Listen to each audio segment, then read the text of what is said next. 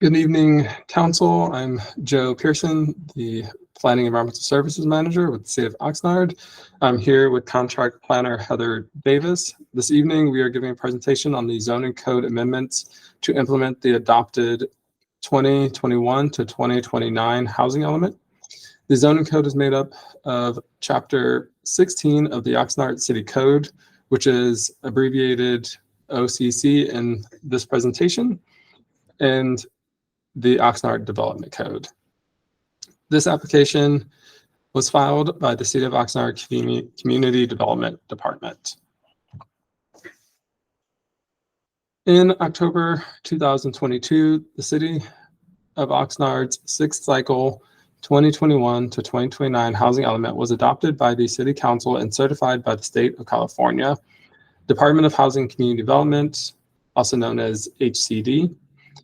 The programs identified in the city's housing element establish the city's commitment to strategies to meet housing needs and comply with state housing law. Housing element programs 6, zoning code amendments, 9, farm worker housing, 22, special needs groups, 27, parking standards, and 32, Senate Bill 35, identified several zoning code amendments that are necessary to bring the city's zoning code into compliance with recently adopted state housing laws and address identified constraints to residential development. The proposed zoning code amendments will implement the programs identified in the city's housing element for fiscal year 2022 to 2023. Because the amendments are required to comply with state law or involve minor revisions, they are considered minor in nature.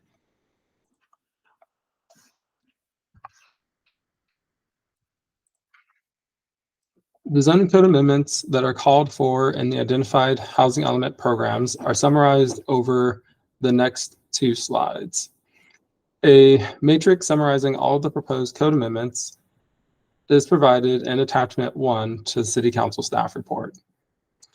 Housing element program 6 identifies the majority of the required zoning code amendments. These include updates to comply with current state laws, such as current state accessory dwelling unit law to allow garage conversions without the replacement of off-street parking, an update to state guidelines on impact fees for ADUs greater than 750 square feet, substantial changes to state density bonus law, including an increase in the allowable density bonus up to 50%, an increase in the number of incentives to 4, reductions in the affordability requirements for incentives, reduction waiver of parking requirements under certain circumstances, and the removal of common interest requirements for sale developments. It also includes recent updates to state law, also required code amendments to limit emergency shelter standards to only those permitted by state law, to allow supportive housing without discretionary review in areas where multifamily and mixed-use developments are permitted, to allow low barrier navigation centers without discretionary review in non-residential zones where mixed-use and multifamily are permitted. The state also requires jurisdictions to allow single-room occupancy in at least one zoning district. To accommodate this use, this amendment also includes objective standards specific to single-room occupancy, such as smaller unit sizes, shared restroom and cooking facilities, and reduced parking. Another update to state law requires jurisdictions to allow residential care facilities in all zones where multifamily is permitted and subject only to those restrictions that apply to other residential dwellings of the same type in the same zone. Consistent with the Fair Housing Amendment Act, subjective findings must be removed from reasonable accommodation findings. And Program 6 also calls for streamlining ordinance provisions, simplifying code requirements, and evaluating potential barriers to construction of affordable housing. Continuing on, the Housing Element Program 9 calls for updates to where farm worker housing is permitted to comply with the Employee Housing Act. Program 27 calls for updates to parking for residential care facilities and repeats the required revision regarding ADU parking mentioned under Program 6. Program 32 calls for objective design standards, which are standards that involve no personal or subjective judgment by a public official and is uniformly verifiable by reference to an external and uniform benchmark. As required under Senate Bill 330, also known as the Housing Crisis Act of 2019, cities or counties are prohibited from imposing new subjective design standards on housing developments where housing is an allowable use.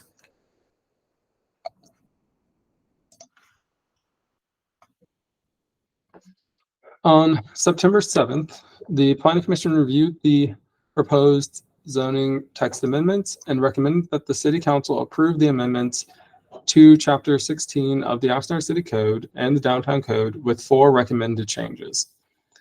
These changes include minor revisions to the special requirements and the density bonus ordinance, and revisions to the proposed single room occupancy, on-site management, and parking requirements, as well as the existing group quarter parking requirements. This presentation focuses on the 4 changes that were recommended by the Planning Commission at their hearing.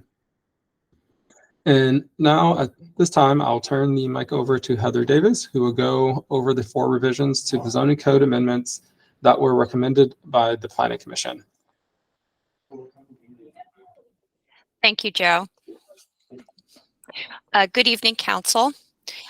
Based on public input submitted prior to the Planning Commission hearing, staff compiled a matrix of 5 recommended minor revisions that provide clarity and correction to existing and proposed Oxnard City Code text regarding special requirements, density bonus, and design review. The Planning Commission recommended the revisions be implemented into the zoning text amendment. The ordinance reflects the minor revisions. Next slide, please. A single room occupancy is a form of permanent affordable rental housing made up of small, often furnished single rooms where tenants usually share a kitchen, bathroom, and laundry. Single room occupancy provides a valuable form of affordable private housing for individuals and can serve as an entry point into the housing market for extremely low income population, including formerly homeless persons, seniors, and those with disabilities. To accommodate single room occupancy development, the proposed zoning text amendment includes a new division in the zoning code specifically for development and operation of single room occupancy. The objective development standards for single room occupancy will be in place of the multifamily attached unit development standards and are intended to reduce development costs to accommodate this type of development, including reduced unit size, reduced parking, and no requirements for balconies, storage, exterior open space, and other requirements.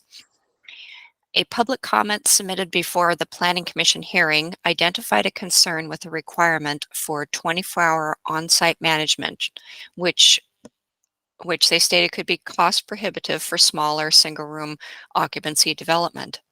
Many communities establish a threshold of between 7 and 12 units before requiring on-site management. Due to the communal nature of single-room occupancy housing with shared kitchens, bathrooms, and common room areas, management access is an important factor in the success of a single-room occupancy development.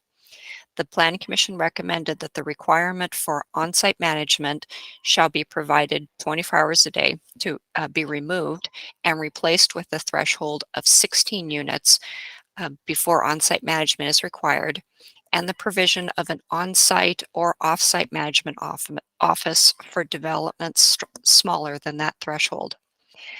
The ordinance reflects this recommendation. Next slide, please.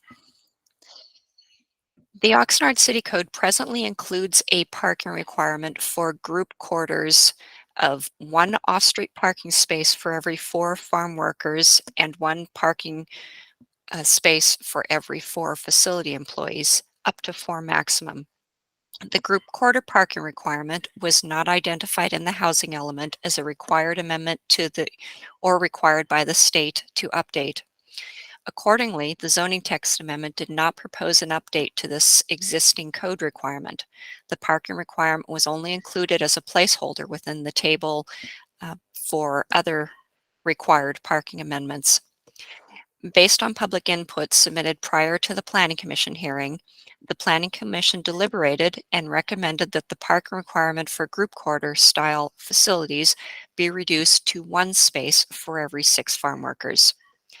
Following the Planning Commission hearing, staff reviewed the group quarter parking requirement for other jurisdictions such as Ventura County and Los Angeles County, and found that the city's existing requirement of 1 parking space for every 4 farm workers is similar to or lower than other communities.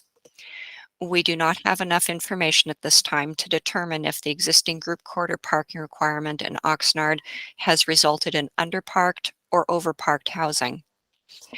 While staff was originally not proposing to make changes to this standard, the proposed change could further reduce constraints to the development of group quarter farm worker housing. Therefore, the ordinance reflects the Planning Commission's recommendation. And the next slide. So as mentioned earlier, the proposed single-room occupancy development standards are intended to reduce development costs to accommodate this type of development. The draft code included a single-room occupancy parking requirement of 1 off-street parking space per unit and 1 easily accessible long-term bicycle storage space per 2 units, or 1 off-street parking space per 2 units and 1 easily accessible long-term parking space per unit. So a choice of either one.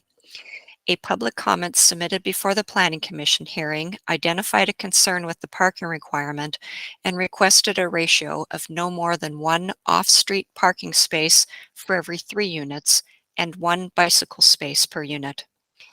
The Planning Commission deliberated and recommended that the vehicle parking requirement for single-room occupancy be eliminated and required only 1 long-term bicycle storage space per unit. Based on comparison of other communities, including Ventura County and the cities of Ventura, Santa Paula, Goleta, Santa Barbara, a requirement of 1 long-term parking storage space per unit and no off-street parking would be considerably lower than other communities.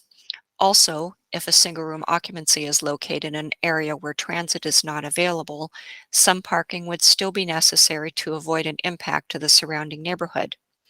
While most of the city is within 1/2 mile walking distance of public transit, staff recommends ensuring that in the few areas where public transit is not easily accessible, that minimal parking still be provided.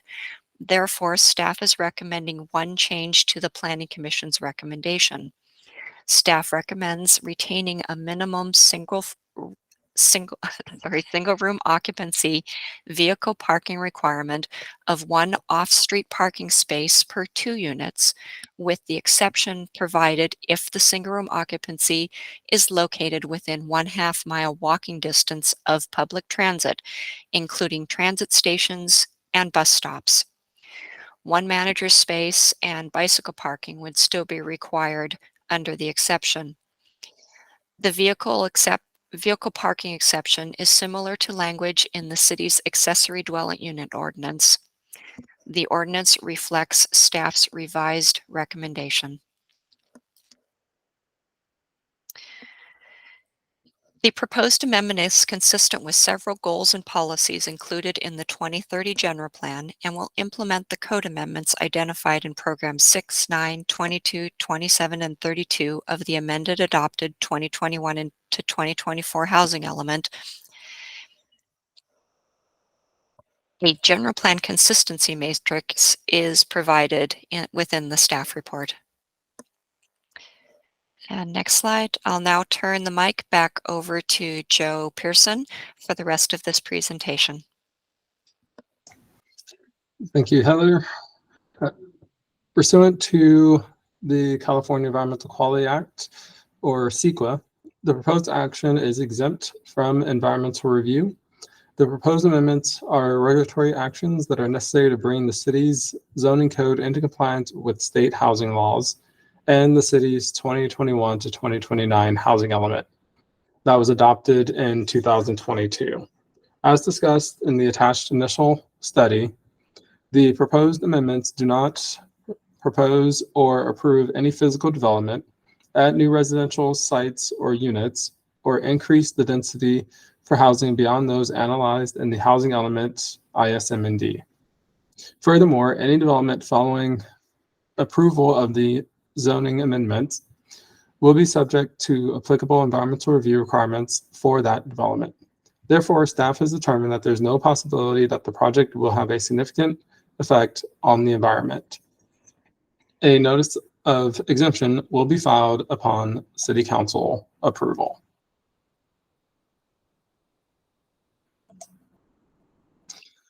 There are no fiscal impacts to the city associated with the proposed zone text amendments to bring the Oxnard City Code into compliance with state housing law.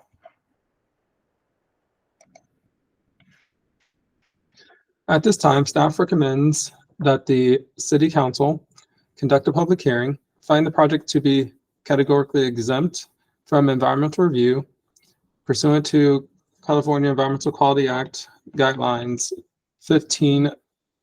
15061B3, known as the general rule, introduce the following 7 ordinances for first reading: an ordinance amending accessory dwelling unit parking and impact fee requirements in Oxnard City Code section 16-468 and 16-622, and an ordinance amending the city's density bonus ordinance in Oxnard City Code section 16-410, and an ordinance amending the emergency shelter standards in the city of Oxnard Code section 16-504 and 16-622.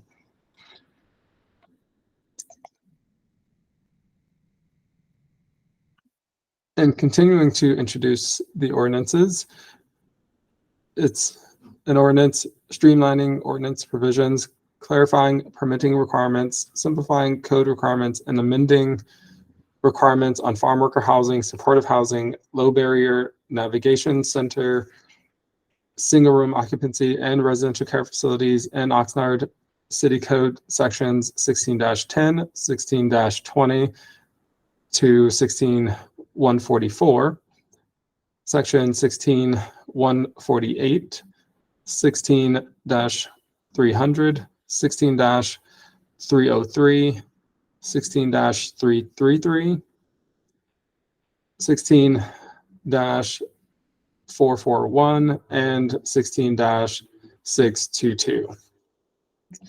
And an ordinance amending reasonable accommodation requirements in Oxnard City Code section 16-501.5, and an ordinance streamlining, clarifying, and simplifying permit procedures for development design review, special use permit expiration, and major and minor modifications to special use permits in Oxnard City Code sections 16-525, 16-553, and 16-560.